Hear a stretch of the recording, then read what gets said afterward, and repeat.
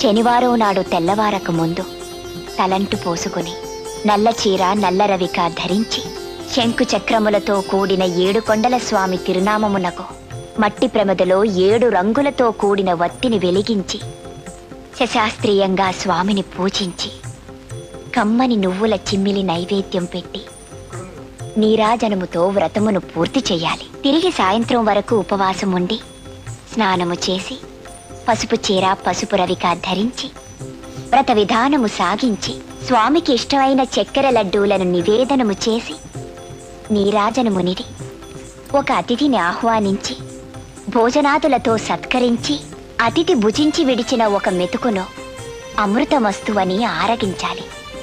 అప్పటికి ఆనాటి శనివార వ్రతం పూర్తవుతుంది. ఈ విధంగా 7 శనివారములు వ్రతమును చేసినచో ఉద్దేశించిన సత్ఫలమును పొందగలరు.